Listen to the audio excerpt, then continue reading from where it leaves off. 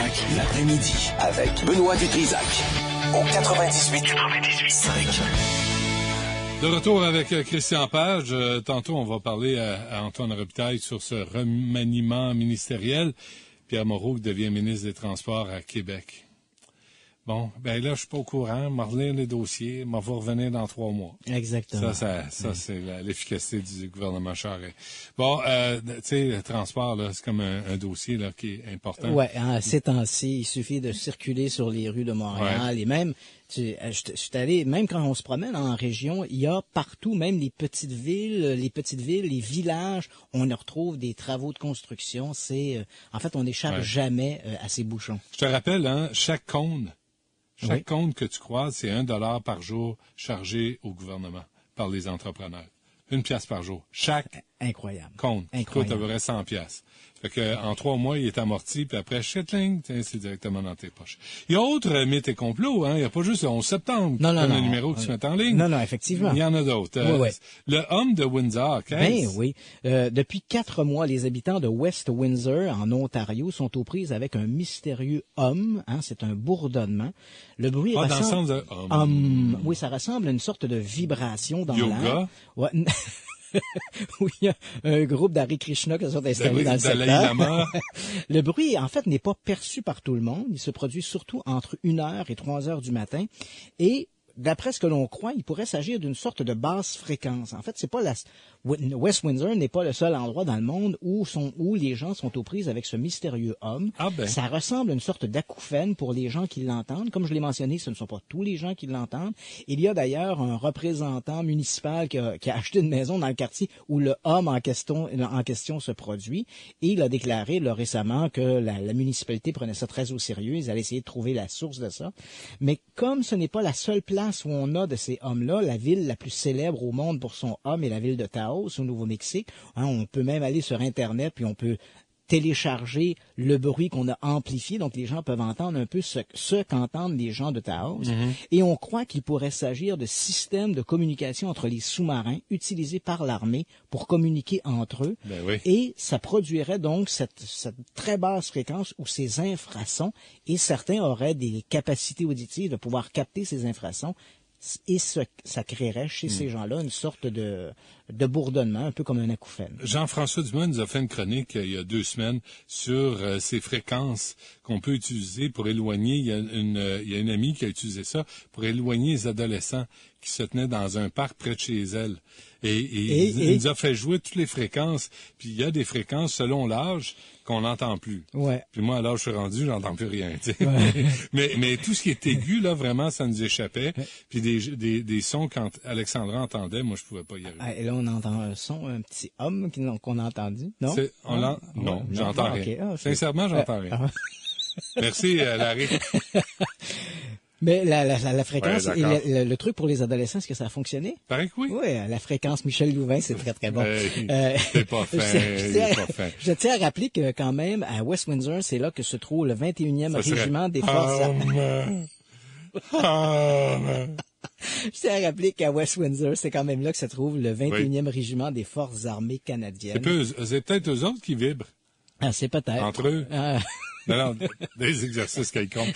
Bon, l'astrologie prouvée, c'est quoi? Ben oui, écoute, ça va faire plaisir à beaucoup de gens. Il y a une étude qui vient d'être publiée par le Bureau des statistiques en Angleterre qui semble démontrer que le mois de naissance des enfants va avoir une influence sur leur comportement, sur leur choix de carrière, leur longévité, leur état de santé et évidemment tout ça pour les amateurs de gens qui croient à l'astrologie. Tout ça semble confirmer ces éléments-là.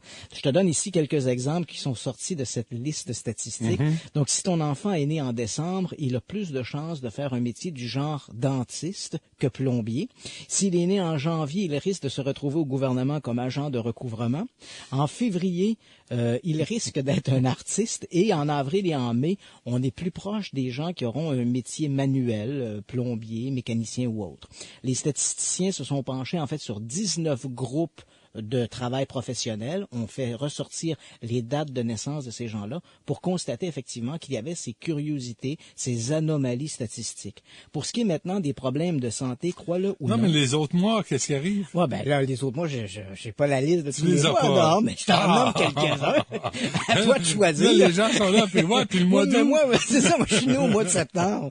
Tu sais, par exemple, que les bébés qui sont nés au printemps, par exemple, et je ne donne que cet exemple-là, risquent d'avoir plus de problèmes de schizophrénie, d'être atteints de la maladie d'Alzheimer, d'avoir des problèmes d'asthme ou d'être autistes.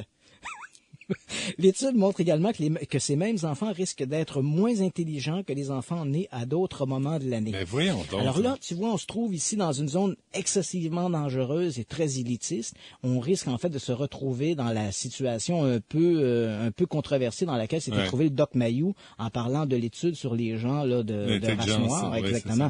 Là, ici, on en est en presque un décantage avec les mois de naissance. Pour les amateurs d'astrologie, évidemment, cela confirme ce qu'ils ont toujours su, qu'on est influencé par les astres, alors que les scientifiques qui reconnaissent qu'il y a là une anomalie statistique, ça c'est bien établi, eux semblent parler davantage de l'exposition au soleil des nouvelles mamans. Donc à partir du moment où la nouvelle maman va tomber enceinte, son exposition dans les premiers mois de la grossesse au soleil, par exemple, on le comprend, si la maman tombe enceinte au mois d'avril ou au mois de mai, elle sera plus longuement exposée au soleil de l'été que si elle tombe enceinte au mois de novembre ou au mois de décembre, tu comprends?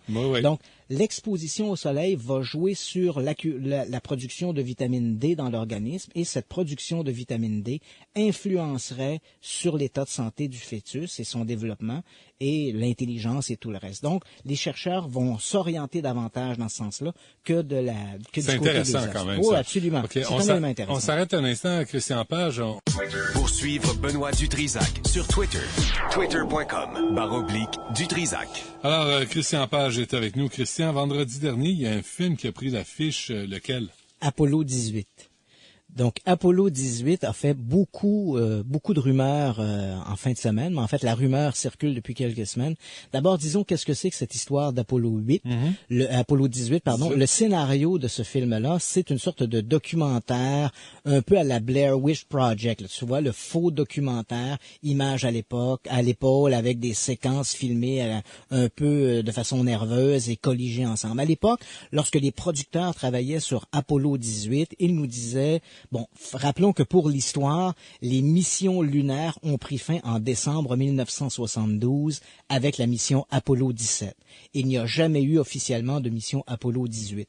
Certains ont appelé la mission Apollo Soyouz. Je ne sais pas si tu te rappelles de cette mission-là, où un véhicule Soyouz soviétique et une cabine Apollo s'étaient réunis dans l'espace.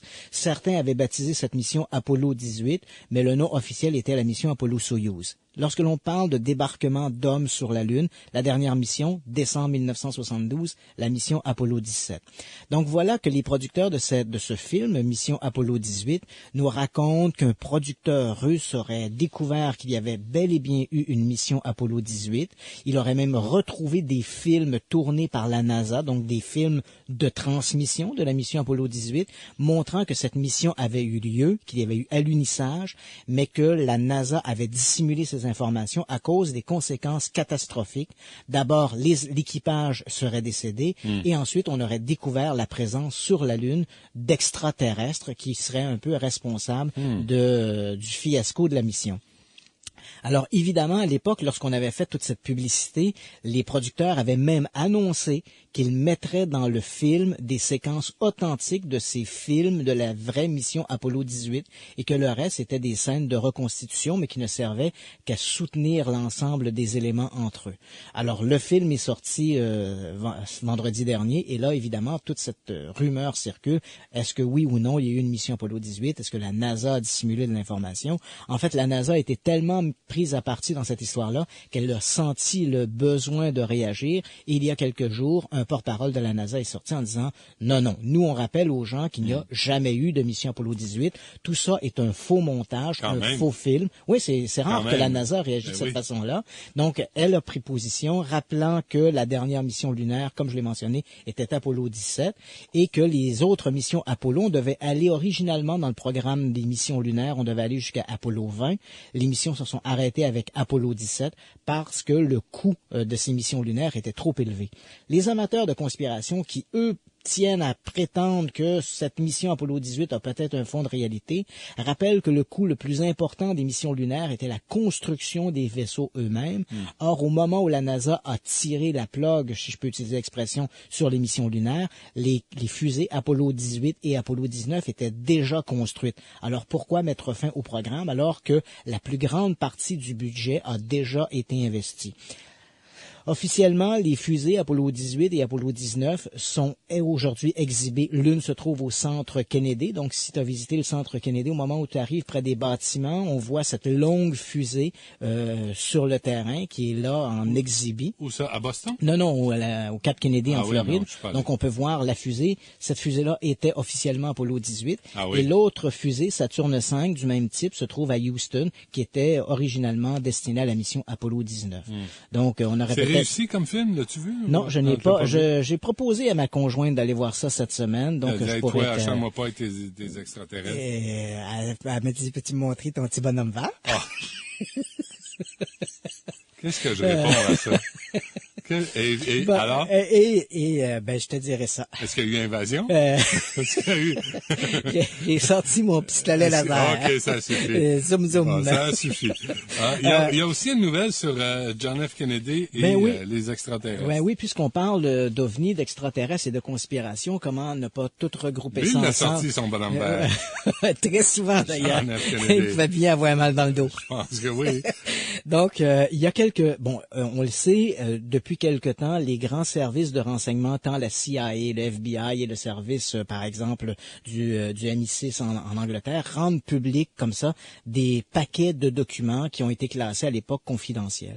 Et l'un de ces documents rendus publics assez récemment, qui fait beaucoup suer les amateurs de conspiration, c'est un document daté du 12 novembre 1963. C'est un petit mémo écrit, signé par le président Kennedy, qui est envoyé au directeur de la CIA. Dans ce mémo, Kennedy dit: nous allons développer un programme conjoint avec les Soviétiques pour pouvoir mettre sur pied ce programme d'exploration spatiale. Et là, assez curieusement, il aborde la question des ovnis. Il demande au directeur de la CIA de lui remettre un rapport concernant les observations d'ovnis les plus névralgiques pour la sécurité nationale, soulignant qu'il est très important dans le développement d'un programme d'exploration spatiale de déterminer ce qui est connu et ce qui est inconnu. Et Kennedy ajoute même que pour ce qui est des inconnus, il a l'intention de demander à la NASA de se pencher sur le sujet pour établir un projet d'investigation. Ce mémo est daté du 12 novembre 1963. C'est celui-ci?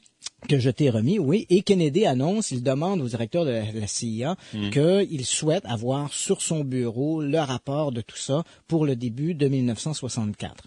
Le mémo est signé une semaine avant Dallas, 20 novembre 1963, une date marquée au fer rouge dans l'histoire des États-Unis, puisque Kennedy y est abattu 12h30 sur le Dealey Plaza à Dallas.